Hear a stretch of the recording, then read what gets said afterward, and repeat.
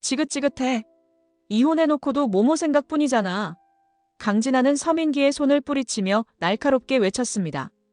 그런데 그 순간 강진아에게 밀쳐진 서민기의 발이 미끄러지며 서민기의 머리가 테이블 모서리에 쾅 하고 부딪히고 말았습니다.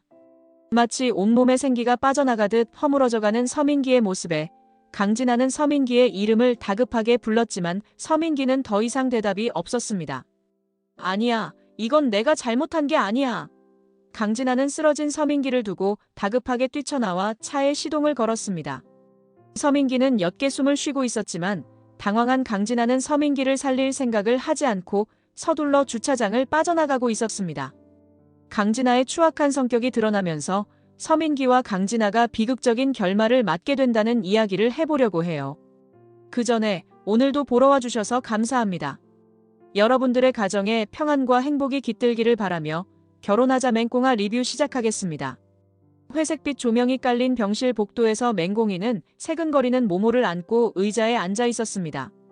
연약한 품 안에서 이제 막 인큐베이터를 벗어난 모모가 조그만 입술을 오물거리고 있었습니다. 맹꽁이는 눈가에 감격과 안도가 뒤섞인 표정을 띄었지만 한편으로는 피로와 걱정이 겹쳐 말없이 한숨을 흘렸습니다. 모모가 집중치료실에서 퇴원할 수 있게 된 것은 기쁜 일이었지만 그 기쁨에 전혀 어울리지 않는 방문객이 너무 잦았습니다. 서민기는 하루가 멀다 하고 병원에 나타났습니다. 처음에는 미안해, 자주 못 올 것 같아라고 하며 한 번씩 들르던 사람이 요즘은 하루에도 여러 번 모습을 보였습니다.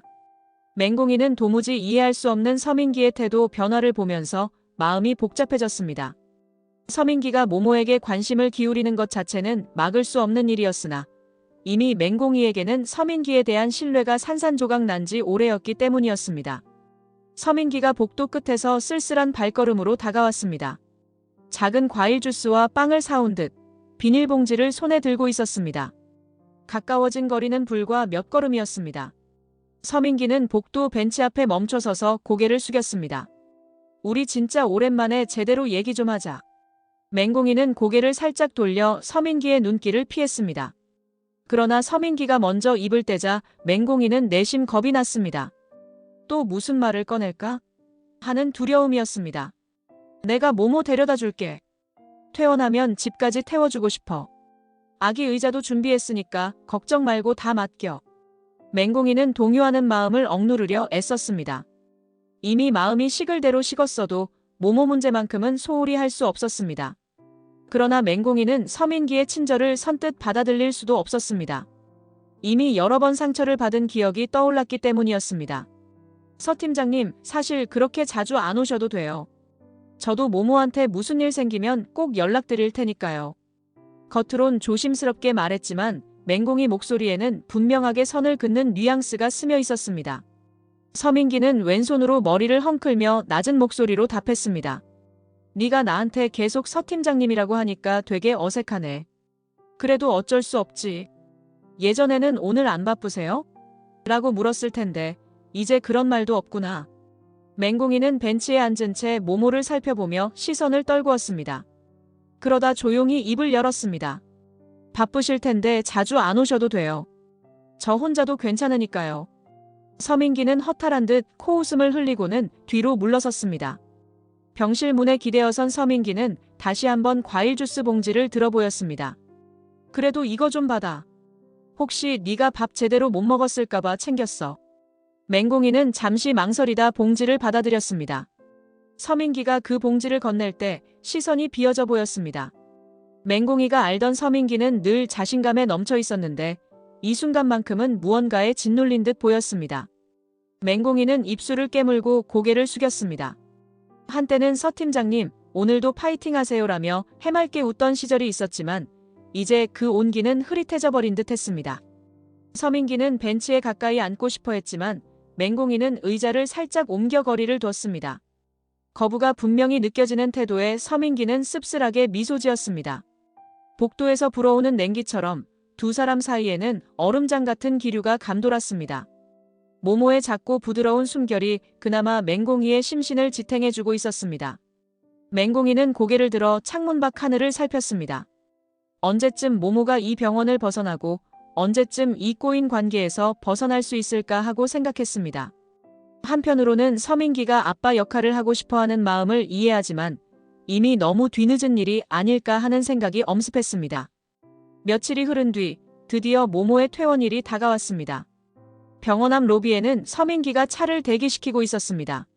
서민기는 아기 의자부터 온갖 물품을 준비해놓고 맹공이가 나오기만을 손꼽아 기다렸습니다.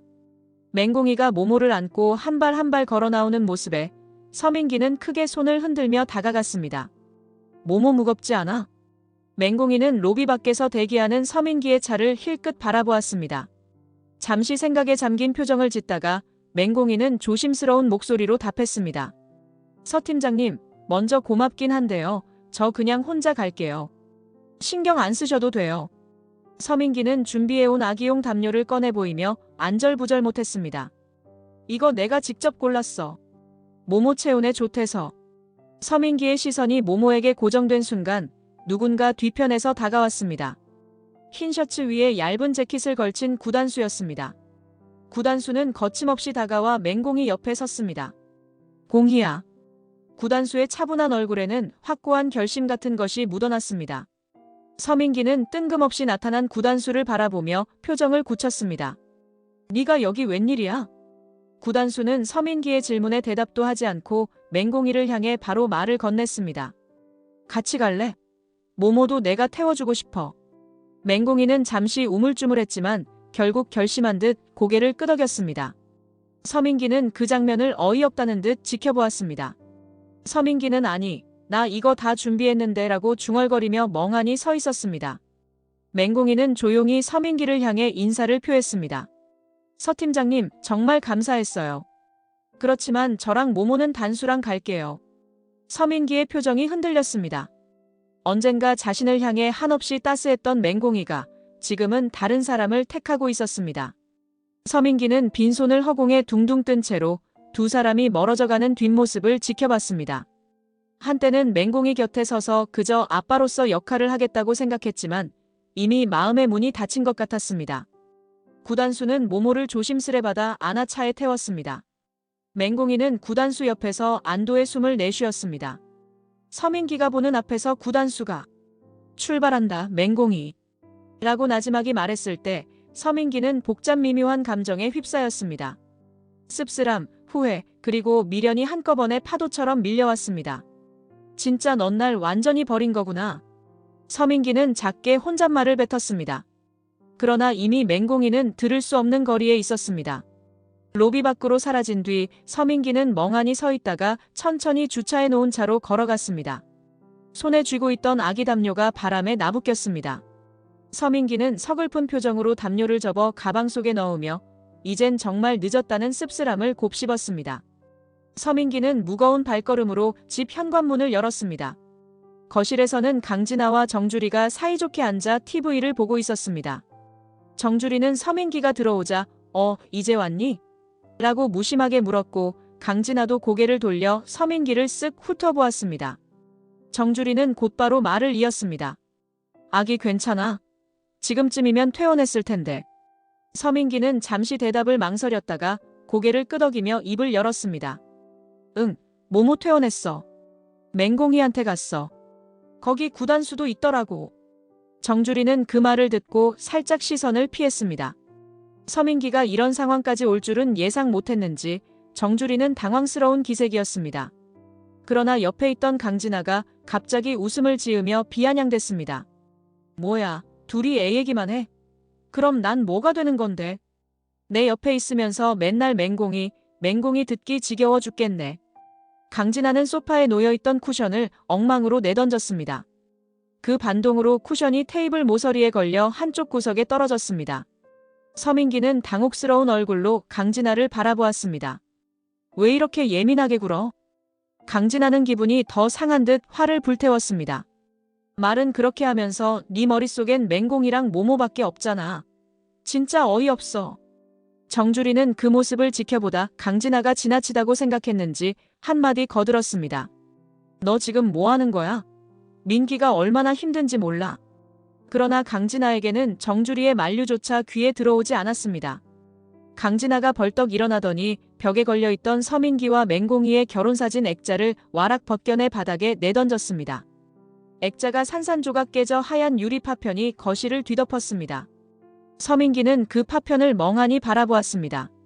결혼 당시의 환한 미소가 그대로 박제된 사진이 형체를 잃고 있었습니다. 정주리가 놀라서 너 제정신이야? 라고 소리쳤지만 강진아의 분노는 수그러들지 않았습니다.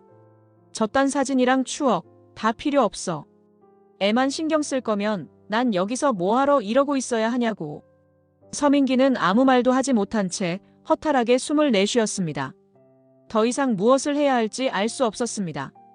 현재의 삶이 온통 뒤죽박죽이 된 기분이었습니다. 정주리도 손사래를 치며 도망가듯 방으로 들어갔고 거실에는 강진아와 서민기만 남았습니다. 강진아가 헐떡이는 숨을 고르는 동안 서민기는 깨진 액자 조각을 한 줌씩 주워 쓰레기통에 버렸습니다. 서민기는 속으로 생각했습니다. 맹공이와 살던 때는 참 평온했는데 어떻게 이렇게 되어버렸지. 한때는 가정도 있고 아이도 있고 함께 웃어줄 사람이 있었습니다. 그러나 지금은 그 모든 것이 박살난 액자처럼 산산조각이 돼버린 듯 했습니다. 다음 날 아침 서민기는 도저히 견딜 수 없는 공허함에 맹공이가 사는 곳을 찾았습니다. 아침 햇살이 창문 사이로 번지던 그 집에 서민기는 망설이다가 초인종을 눌렀습니다. 문을 열어준 맹공이가 잠시 놀란 듯 시선을 돌렸습니다. 서 팀장님, 여긴 무슨 일이세요? 맹공이의 목소리는 차분했지만 분명 경계심을 내포하고 있었습니다.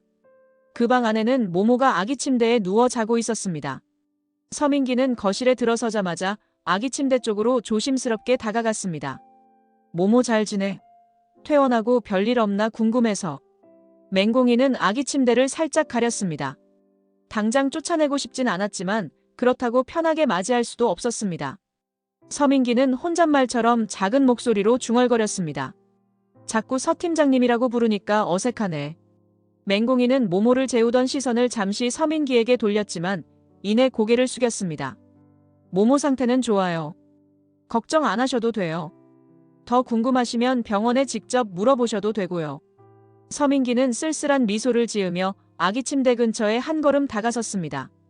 맹공이는 마음속으로 긴장했지만 모모가 깨지 않도록 조심하며 천천히 대화를 이어갔습니다. 서민기는 낯설게 느껴질 정도로 조심스러워 보였습니다. 거실 식탁 위에는 따뜻한 차가 준비되어 있었습니다. 맹공이는 서민기가 들어오자 바로 차를 새로 우려내 건넸습니다. 서민기는 잔을 양손으로 감싸쥐고 수증기를 가만히 내려다보았습니다. 그동안 잘 지냈어? 서민기는 말끝을 흐리며 고개를 숙였습니다. 맹공이는 마주 앉아 차를 조금씩 마셨습니다. 식탁 위 달력을 보니 한때 서민기와 함께였던 추억이 떠올라 마음 한구석이 아팠지만 이제는 돌이킬 수 없는 상처로 변해 있었습니다. 저 잘 지내요. 모모 예방접종 때문에 바쁘기도 하고요. 서민기는 차를 한 모금 마시고 테이블을 바라보다가 조용히 말했습니다. 네가 행복하면 된 거지. 맹공이는 작게 한숨을 내쉬며 서민기와의 대화가 몹시 힘들다는 걸 느꼈습니다. 하지만 당장 내쫓을 수는 없었기에 조용히 들고 있던 잔을 내려놓았습니다. 모모가 뒤척이며 잠에서 깨어날 듯 움직이자 맹공이는 재빨리 아기 곁으로 다가가 등을 쓸어내렸습니다. 서민기는 천천히 자리에서 일어섰습니다. 난 이만 갈게. 모모 건강 좋아지면 연락 좀 줘. 그래도 내가 아빠잖아. 맹공이는 문까지 배웅하면서 조용히 고개를 끄덕였습니다. 서민기는 허전한 표정으로 현관문을 나갔고 닫히는 문 너머로 그의 발소리가 점점 멀어졌습니다. 맹공이는 자리로 돌아와 모모를 안고 흐릿한 미소를 지으며 아이 이마에 입을 맞췄습니다. 잔잔한 평온함이 이 공간을 채우고 있었지만 마음은 여전히 복잡하게 흔들리고 있었습니다. 며칠이 지나자 서민기는 다시 맹공이를 만나러 갔습니다. 문을 두드리는 순간 서민기는 이번에는 무슨 이야기를 해야 하지? 라는 고민을 하면서도 어쩐지 떨리는 마음을 감추기 어려웠습니다. 혹시라도 다시 소통할 기회가 있을지 모른다는 희미한 기대가 남아있었기 때문이었습니다. 그런데 문이 열리자마자 서민기는 예상치 못한 장면과 마주쳤습니다. 구단수와 맹공이가 거실에서 모모를 안고 있었습니다. 구단수는 모모의 작은 손가락을 만지작거리며 온화하게 웃었고 맹공이는 구단수 조심해. 모모 엄청 움직이잖아. 라며 살짝 미소를 지었습니다. 두 사람의 다정한 모습에 서민기는 순간적으로 굳어버렸습니다. 서민기의 등 뒤로 싸늘한 공기가 스며드는 듯 했습니다. 말없이 서 있는 서민기를 발견한 맹공이는 살짝 놀란 표정으로 인사를 건넸습니다. 서 팀장님, 또 오셨네요? 구단수도 서민기를 힐끗 쳐다보더니 모모를 조심스럽게 아기 침대에 눕혔습니다. 왜 온 거야? 서민기는 그 순간 어떤 말도 떠오르지 않았습니다. 두 사람이 함께 아이를 돌보는 모습이 너무나 자연스러워서 서민기는 커다란 벽을 마주한 기분이 들었습니다. 그냥 잠깐 들렀어. 모모 잘 지내는지 궁금해서. 서민기의 목소리는 기운이 빠진 듯 가라앉아 있었습니다. 구단수는 잠시 서민기의 표정을 살폈지만 별말 없이 뒤로 물러섰습니다. 맹공이는 서민기가 들어오길 기다리는 듯 문가에 섰으나 서민기는 한 발자국도 집 안으로 들어가지 않았습니다. 서민기는 모모를 향해 멀찍이 시선을 두고 잠시 침묵했습니다. 예전에 맹공이와 알콩달콩 대화하며 집안을 채웠던 추억들이 주마등처럼 떠올랐지만 지금 이 공간에서 맹공이와 함께 있는 사람은 자신이 아니라 구단수였습니다. 서민기가 설 자리는 없었습니다. 그래, 모모 잘 있으니까 됐지. 맹공이는 슬며시 고개를 숙였습니다. 우린 잘 지내고 있어요. 모모도 많이 좋아졌고요. 서민기는 고개를 끄덕이며 억지로 웃어 보였습니다. 마음 깊은 곳에서 후회의 쓴맛이 밀려왔습니다. 왜 그때 소중함을 몰랐을까? 라는 자책이 서민기를 괴롭혔습니다. 더는 이야기를 이어갈 수 없을 듯 싶어 그는 뒤로 물러섰습니다. 문이 살짝 닫히면서 안쪽에서 들려오는 맹공이의 목소리가 희미하게 새어나왔습니다. 우리 모모 우유 좀 더 데워줄래? 구단수가 차분히 답하는 소리에 이어 부드러운 웃음이 함께 들려왔습니다. 서민기는 문 밖에서 그 소리를 듣고 가슴이 시린 동시에 모든 게 이미 늦어버렸다는 사실을 절감했습니다. 이게 내 선택의 대가구나 하는 씁쓸함이 한숨과 함께 흘러나왔습니다. 결국 서민기는 뒤돌아서서 계단 쪽으로 발걸음을 옮겼습니다. 마음 한편이 텅 비고 차갑고 먹먹한 기운이 폐부 깊숙이 파고드는 듯한 기분이었습니다. 집으로 돌아온 서민기는 현관문을 열자마자 귀를 찢을 듯한 고성이 들려왔습니다. 거실 한복판에서 강진아가 휴대전화를 집어 던지며 소리치고 있었습니다. 또 애 보러 갔어? 도대체 언제까지 이럴 거야? 나 지겹다고 했잖아. 서민기는 몸을 가누기 힘들 만큼 지쳐 있었고 더 이상 말싸움을 하고 싶지도 않았습니다. 신발조차 제대로 벗지 않은 채 거실 구석에 서 있었습니다. 제발 진정 좀 해. 왜 이러는 건데? 내가 뭘 그렇게 잘못했냐? 강진아는 눈을 부릅뜨고 테이블 위에 있던 서류들을 바닥에 쏟아내었습니다. 컵과 울리던 휴대전화도 함께 나뒹굴었습니다. 잘못? 네 잘못은 하나부터 열까지 전부지. 공이랑 살 땐 가정적인 척하더니 지금도 공이만 신경 쓰잖아. 뭐가 그렇게 미련이 남아서 자꾸 찾아다니는데? 서민기는 소파 근처로 다가가 강진아를 진정시키려 했지만 강진아가 거칠게 몸을 틀어 거부했습니다. 서민기는 당황한 표정으로 손을 들어달래 보였습니다. 아니, 그러니까 그냥 모모가 걱정돼서 잠깐 갔다 온 거야. 공이랑 다시 살 생각 같은 건 없어. 강진아는 콧방귀를 뀌듯 다시 소리쳤습니다. 거짓말 치지 마. 네가 공이 못 있는 거 다 티나거든. 그럼 난 어쩌라고. 이 집에서 기다려주는 것도 한계가 있다고. 서민기는 한숨을 길게 내쉬었습니다. 이 집은 더 이상 편안한 공간이 아니었습니다. 깨진 컵과 뒤엉킨 서류, 넘어진 의자가 어지럽게 널려있는 광경을 보며 서민기는 무력감과 자괴감에 빠졌습니다. 나도 지금 정신없어. 잠깐만 가만히 있으면 안 돼. 이렇게 소리 지르면 나까지 더 힘들어. 강진아의 눈가에는 분노가 이글거렸고 서민기는 언제부터 둘의 관계가 이런 식으로 대치하게 됐는지 회한에 잠겼습니다. 시간이 조금 흘렀을 때 서민기는 방문을 닫고 혼자 숨을 고르고 있었습니다. 강진아가 다시 거실로 나왔을 때 서민기는 잠시 마음의 준비를 하는 듯 문 너머에서 기다렸습니다. 그러나 거실에서 들리는 고성이 심상치 않았습니다. 서민기가 조심스럽게 문을 열고 나서자 강진아가 잔뜩 격앙된 목소리로 서민기를 몰아세웠습니다. 대체 언제까지 날 바보 취급할 거야? 공이 보러 간 거 다 티나는데 그만 좀 해. 서민기는 격앙된 분위기를 가라앉히려 다가갔습니다. 진정 좀 해봐. 그냥 모모 걱정돼서 잠깐 들렀을 뿐이야. 그 순간 강진아가 분노에 차서 서민기의 손목을 세차게 뿌리쳤습니다. 그놈의 모모. 맨날 모모 얘기만 하고. 서민기는 중심을 잃고 테이블 근처로 휘청거렸습니다. 발이 테이블 다리에 걸린 서민기는 그대로 넘어지면서 날카로운 모서리에 머리를 부딪혔습니다. 둔탁한 소리와 함께 서민기는 바닥에 쓰러졌습니다. 강진아가 다급히 서민기에게 달려갔습니다. 서민기, 정신 차려봐. 강진아가 서민기의 얼굴을 살피며 황급히 흔들었지만 서민기는 반응이 없었습니다. 바닥에 힘없이 누운 채 팔다리가 축 늘어져 있었습니다. 숨은 가까스로 이어지는 듯 했으나 의식은 돌아오지 않았습니다. 놀란 강진아의 이마에는 땀방울이 맺혔고 손은 파르르 떨렸습니다. 재빨리 서민기를 흔들어도 미동이 없었습니다. 이게 뭐야 설마. 겁에 질린 강진아의 머릿속에는 온갖 최악의 상상이 스쳤습니다. 경찰에 신고라도 하면 자신이 서민기를 해친 것처럼 보이지 않을까 하는 두려움에 사로잡혔습니다. 강진아는 허둥대며 결국 문 쪽으로 달려갔습니다. 심장이 미친 듯 뛰고 시야가 흐릿해지자 빨리 도망쳐야 해라는 생각뿐이었습니다.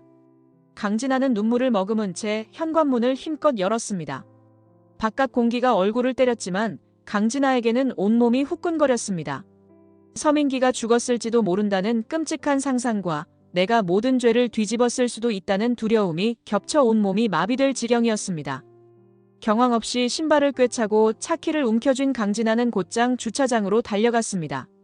시동을 건 강진아의 손은 떨려서 핸들을 제대로 잡기도 어려웠습니다. 그러나 강진아의 발은 가속 페달을 맹렬하게 밟았습니다. 설마 진짜 죽은 거야? 이게 무슨 일이야? 어떡해? 엔진 소리가 귀청을 때리는 가운데 강진아의 시야는 점점 좁아졌습니다. 방향지시등도 켜지 않고 도로에 합류하자 주변 차량들이 경적을 울리며 비켜섰습니다. 강진아가 신호등까지 무시하며 질주하는 동안 교차로마다 위태로운 순간이 잇따랐습니다. 두근거림이 극에 달할 무렵 전방에서 큰 트럭이 좌회전 신호를 받아 천천히 이동하고 있었습니다. 강진아는 미처 멈추지 못하고 그대로 트럭과 격렬하게 충돌했습니다. 끔찍한 굉음과 함께 차량 앞부분은 알아볼 수 없을 정도로 찌그러졌고 충돌의 충격으로 강진아의 의식은 순식간에 끊겼습니다.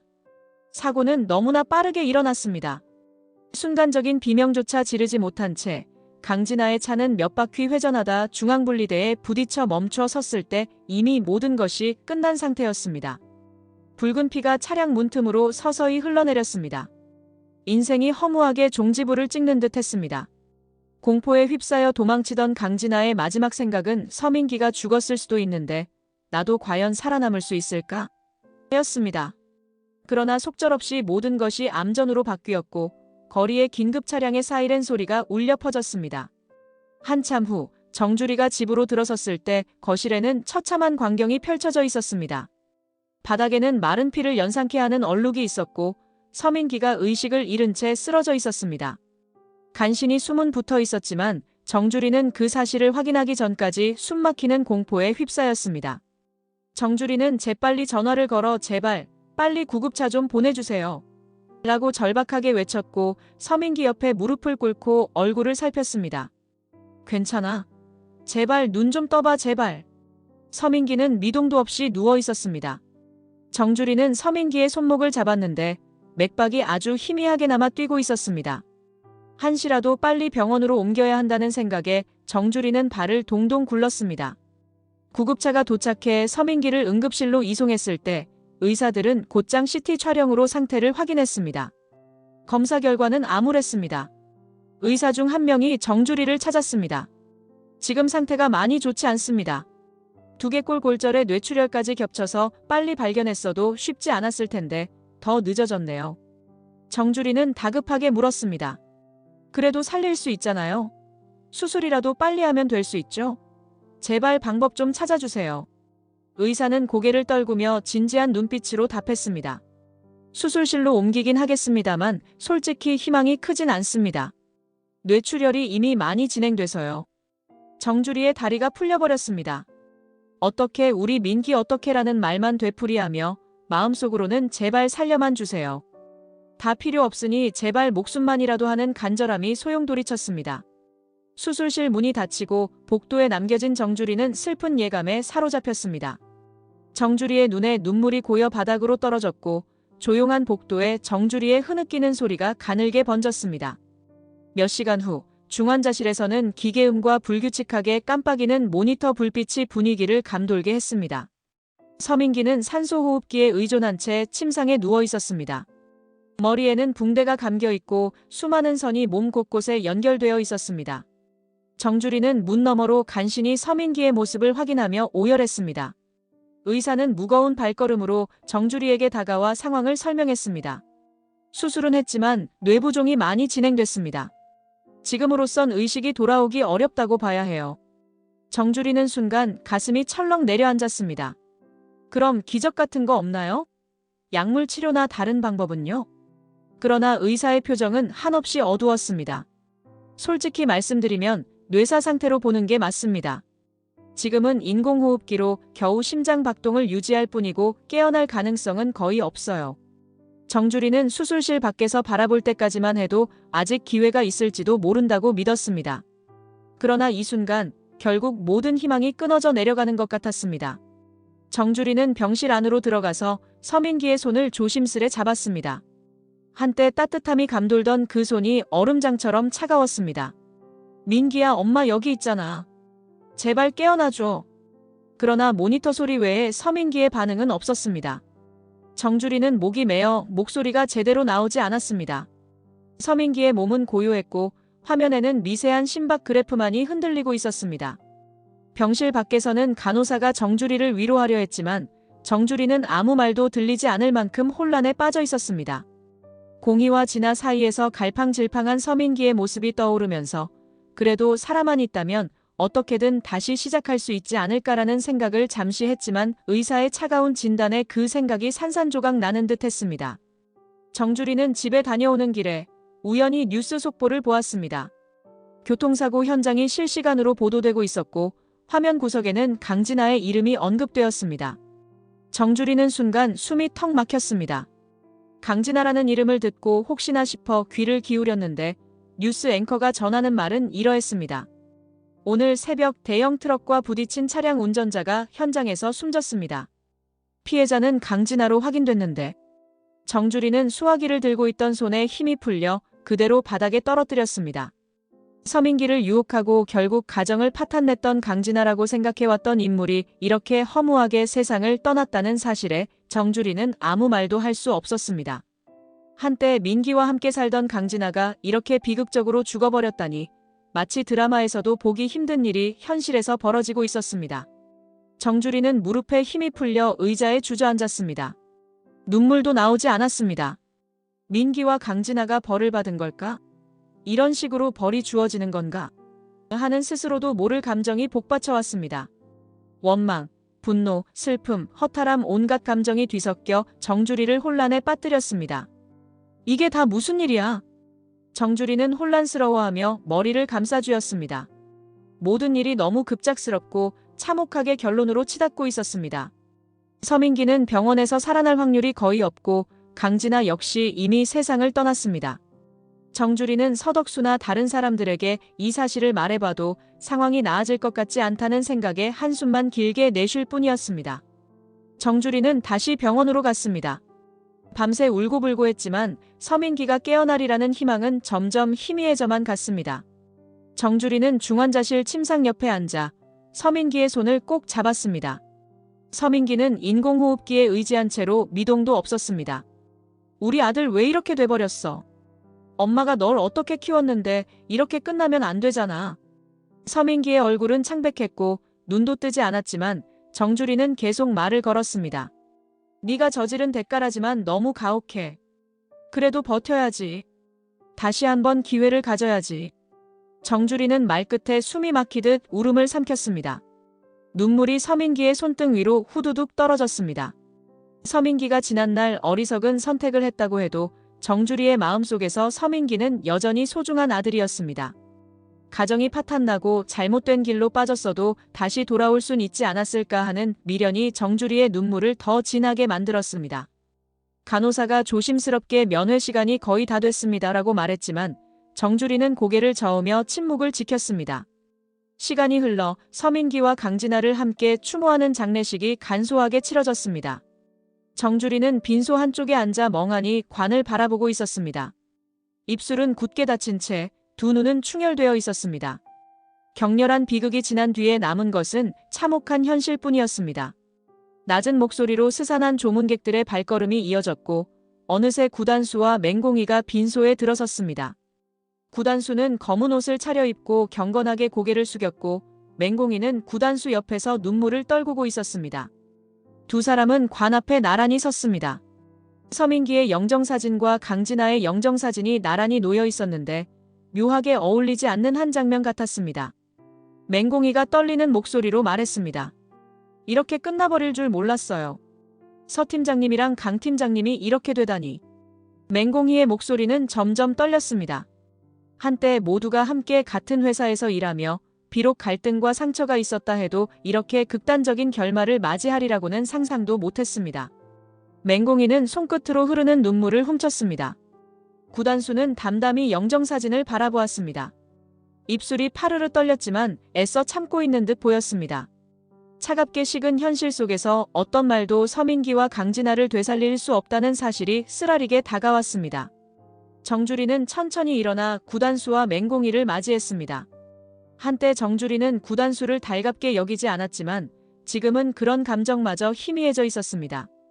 얼굴은 피폐해졌고 두 손은 조용히 떨리고 있었습니다. 정주리가 힘겹게 입을 열었습니다. 너희라도 행복하게 지내. 난 더 이상 해줄 말이 없구나. 정주리의 말에 맹공이는 참았던 눈물을 쏟아냈습니다. 맹공이는 목소리를 가다듬으며 정주리에게 작게 인사했습니다. 힘내세요. 구단수도 정주리 앞에서 고개를 숙였습니다. 본래 정주리와 구단수 사이에는 복잡한 갈등이 있었지만 지금 이 순간만큼은 모든 것이 사소해 보였습니다. 두 사람이 서민기와 강진아의 관을 향해 다시 절을 올리는 동안 정주리는 망연자실한 표정으로 그들을 지켜봤습니다. 조문을 마치고 한쪽 의자에 나란히 앉은 구단수와 맹공이는 서로 말없이 손을 마주 잡고 있었습니다. 이제 막 세상을 떠난 두 사람을 위해 무엇을 더 해줄 수 있을까? 남은 이들이 할 수 있는 건 애도의 마음을 전하는 것뿐이었습니다. 정주리는 주저앉듯 의자에 기대었습니다. 긴 한숨을 내쉬며 낮게 중얼거렸습니다. 이게 조강지철을 배신한 결과겠지. 구단수와 맹공이는 그 말을 듣고 말없이 눈물을 흘렸습니다. 차가운 관 앞에 놓인 꽃들은 시들어가고 있었고 빈소를 감싸는 공기는 깊은 참담함으로 가득했습니다. 그리 길지 않은 장례식이 끝나자 정주리는 눈이 퀭해진 채 빈소를 정리하기 시작했습니다. 구단수와 맹공이는 마지막으로 영정 앞에 서서 두 손을 모았습니다. 서민기와 강진아가 남긴 상처는 오랫동안 아물기 어려울 듯했지만 그래도 살아있는 사람들은 자기 길을 걸어야 했습니다. 장례식장을 나오는 길에 맹공이는 아직 흐르는 눈물을 닦으며 구단수에게 작게 물었습니다. 단수야, 우리 이제 어떻게 해야 해? 구단수는 긴 숨을 내쉬고 답했습니다. 우린 어떻게든 살아야지. 남은 우리가 더 후회 없이 살아보자. 맹공이는 가늘게 떨리는 어깨로 고개를 끄덕였습니다. 잠시 서민기와 강진아의 어긋난 인연이 떠올라 마음이 아렸지만 이제 더는 돌이킬 수 없는 결말이었습니다. 맹공이는 아이를 떠올리며 조금이라도 남아있는 희망을 붙잡으려 애썼습니다. 그렇게 세 사람은 가슴 깊이 허무와 슬픔을 안은 채 묵묵히 빈소를 지켰습니다. 어느새 장례식장을 찾았던 방문객들도 하나둘 떠나고 정적만이 공간을 메웠습니다. 영정사진 속 미소도 쏟아낸 눈물도 끝내 이들의 삶에 지워지지 않는 흔적으로 남을 뿐이었습니다. 이번 영상 재미있으셨으면 구독과 좋아요 부탁드립니다. 구독은 저에게 큰 응원이 됩니다.